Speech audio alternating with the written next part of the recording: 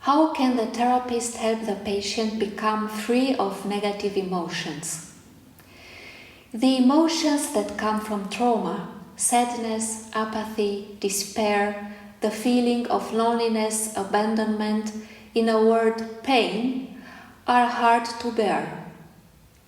That is why often people with trauma shut, withdraw, and isolate themselves in their inner world, or run away from this pain in addictions and behavior patterns that are not beneficial.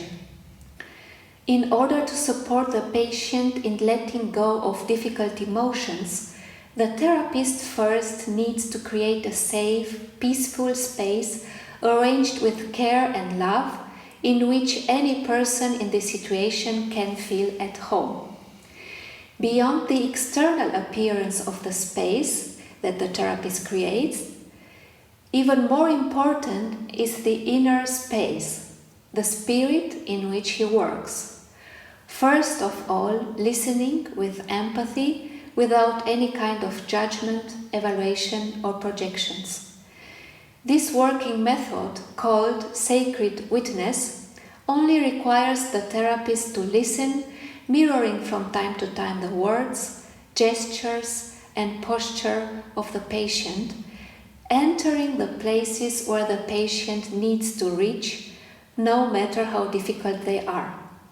As a working method, it is highly recommended to create groups in which people with a trauma background can help each other in releasing negative emotions and healing.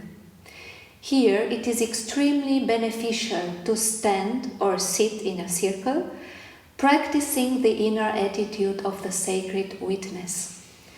For everyone to be able to share freely, unhindered, and in their time what they have to say, a talking stick can be used so that everyone is left to speak until the end, and people learn to listen to each other, giving each other respect and empathy. In the group, everyone can benefit from the experience and wisdom of each individual and that of the whole group. But what is even more relevant is the ability of human beings to connect at the level of the heart having an electromagnetic field 5,000 times stronger than the brain, so that in such a space each individual can feel heard, understood, supported, held, and healing can occur. The therapist's role at this stage is to encourage the patient to express himself freely and, if he feels like it, to let his tears flow.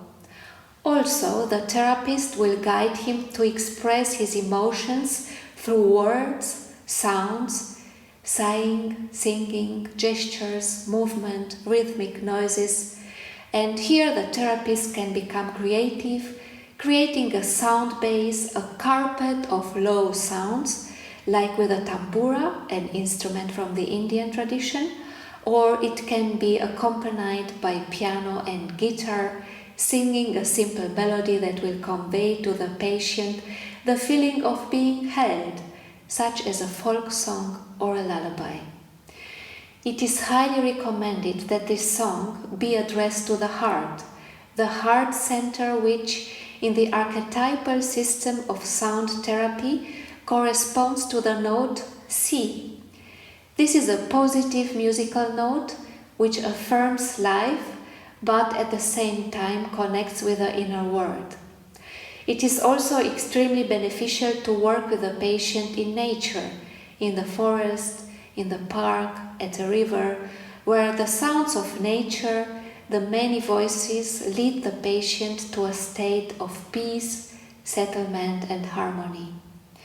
From this state of coherence, the person can express much more easily and naturally, feeling home in nature.